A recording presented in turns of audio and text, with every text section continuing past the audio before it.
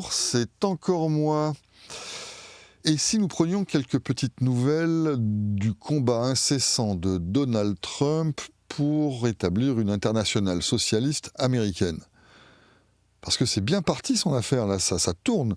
C'est un projet qui roule, la machine elle est chaude, ça roule à plein régime, sans déconner. Tous les jours, il y a une nouveauté. Donc, juste pour le divertissement, hein, pour avoir encore quelque chose à propos de quoi sourire, voyons quelques-uns de ces méfaits qui sont dignes du meilleur Justin. Je dis pas que c'est pire, hein, c'est juste que c'est vraiment très amusant de la part de quelqu'un spécialement comme ça qui est vanté, soi-disant, pour sa droiture, son non-socialisme, etc. Bref, on a aujourd'hui, par exemple, une annonce de 12 milliards de dollars d'aide pour les agriculteurs. En général, quand Macron, Trudeau ou Obama fait ça, on dit « Ah, c'est du socialisme ». Là, non.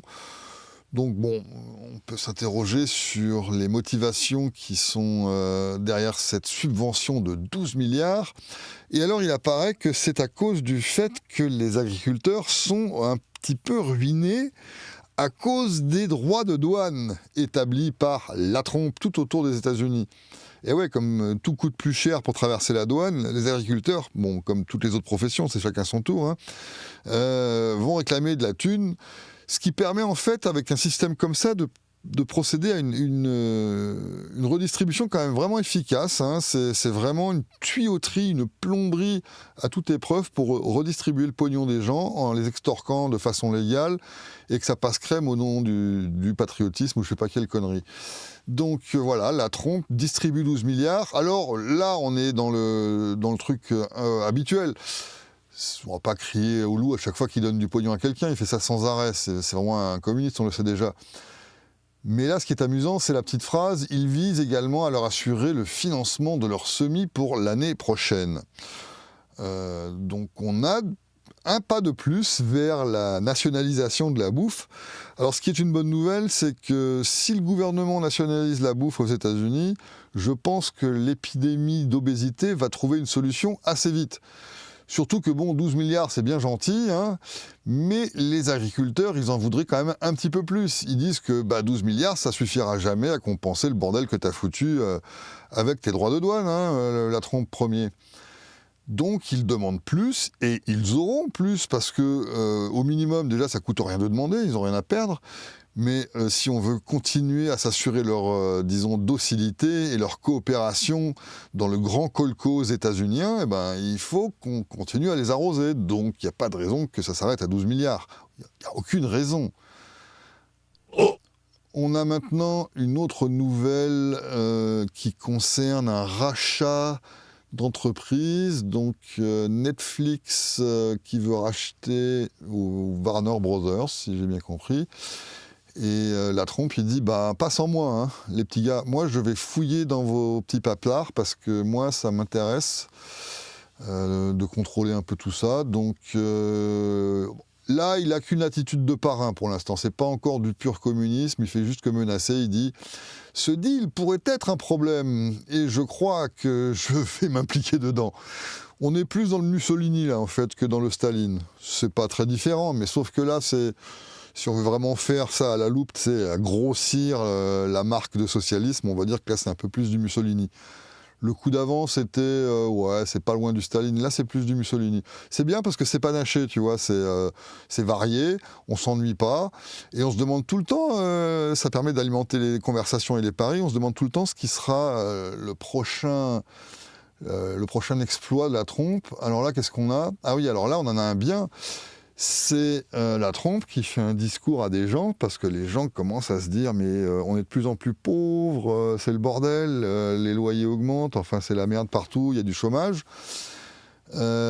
Pourtant, vous clamez victoire et tout. » Alors il dit la trompe, pour les rassurer, « mais c'est parce que vous consommez trop. Il faut acheter moins de trucs, il faut vous contenter de moins, il faut diminuer votre niveau de vie. » C'est ça qu'il leur dit en discours pour les rassurer que leur niveau de vie baisse. C'est un peu comme dans 1984, non? Il faut aimer ce qui t'arrive là, c'est-à-dire ce qui t'arrive c'est normal et il faut l'aimer, c'est comme ça que ça doit être, au nom du grand tout je suppose. Alors, ce qui est amusant ici, c'est par exemple la phrase de la trompe pour expliquer ce qu'ils doivent faire, les gens.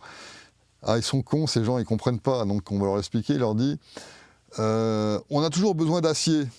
Et là, il dit vous avez toujours besoin d'acier. Tu sais, c'est le grand nous, le grand vous, la grande façon de parler au pluriel au nom de la nation. Tu sais, on a besoin d'acier. Déjà, oui, on a besoin d'acier, mais bon, pourquoi juste de l'acier? Mais bon, c'est un exemple, je sais. Donc, vous avez toujours besoin d'acier. Mais vous n'avez pas besoin de 37 poupées pour votre petite fille. 2 ou 3, ça suffit. T'as pas besoin de 37 poupées. C'est ça qu'il dit. Donc la trompe, il te considère ouvertement comme une vache. Alors, c'est pas non plus une grosse découverte, hein, je suis pas en train de tomber de ma chaise. On le sait. Il est ouvertement méprisant et condescendant et très dominateur avec tout le monde.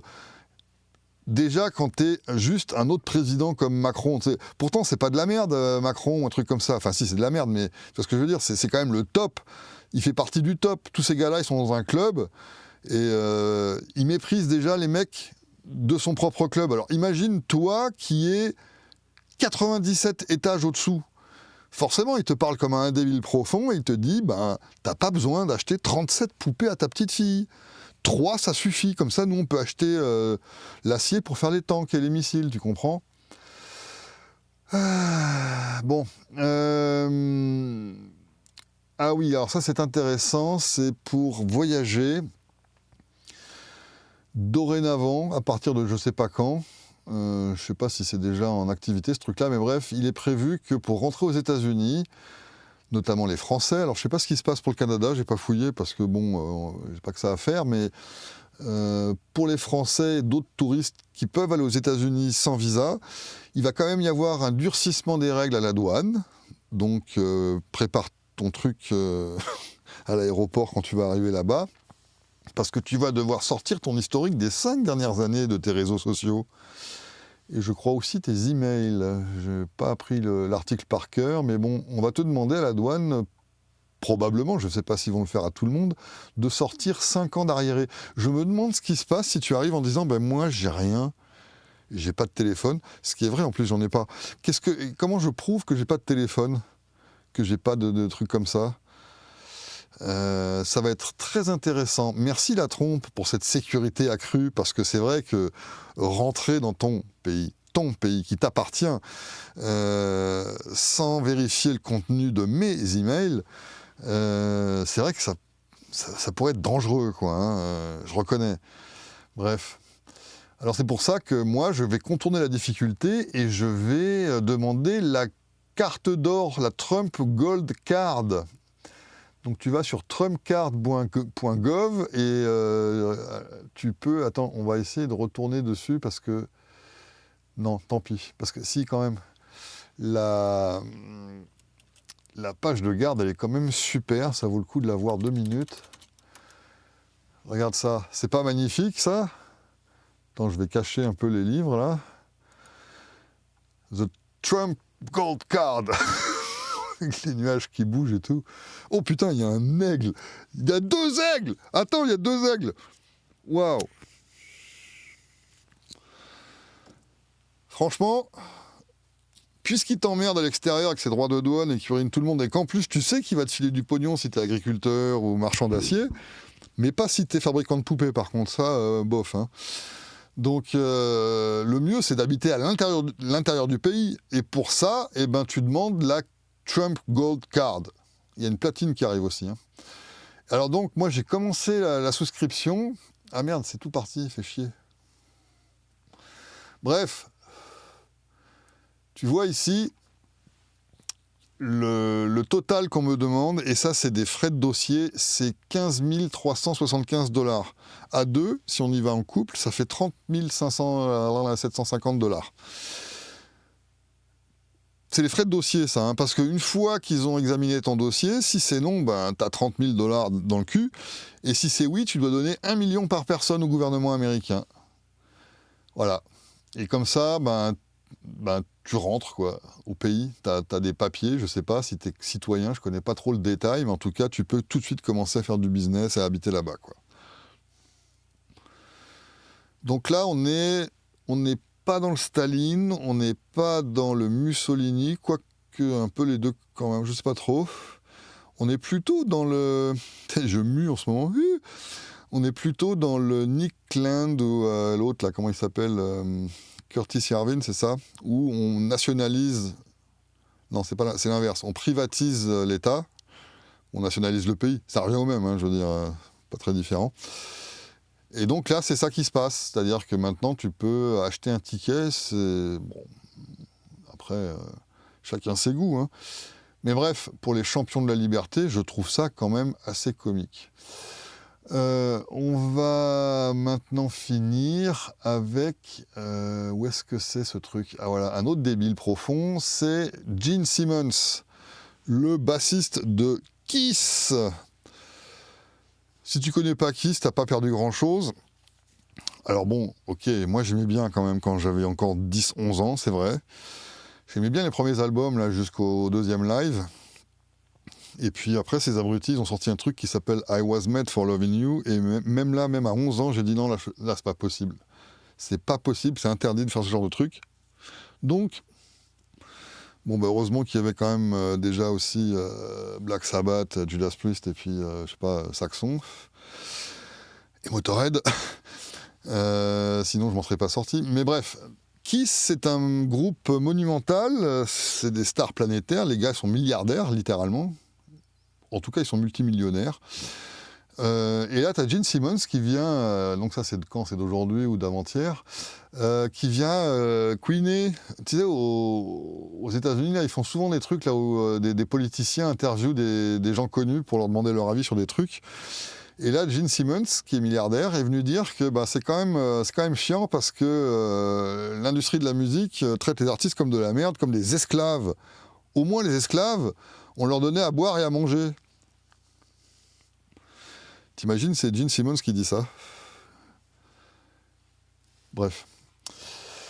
Oui, alors c'est une histoire de droit d'auteur, hein. Les réseaux sociaux, les vilaines plateformes comme Spotify, les vilains pirates comme moi, tout ça, c'est des dollars qui ne vont pas dans les poches de Gene Simmons. Alors bien sûr, dans son plaidoyer, il parle de quelqu'un d'autre, de Bing Crosby. Alors parce qu'il est malin, le petit gars. Il défend la veuve et l'orphelin, lui. C'est pas pour lui qu'il fait ça, tu comprends? Putain, mais avec ton groupe de merde, là, sans déconner, mais une paire de claques. Bref, qu'est-ce que je voulais dire? Bah rien, c'est juste que c'est une couinerie sur les droits d'auteur, propriété intellectuelle, genre de merde. Quand ça passe à la radio, on ne touche pas d'argent, pourtant, les mecs à la radio, eux, ils sont payés, puis pas nous, c'est pas juste. Bah t'as qu'à pas faire de musique, alors.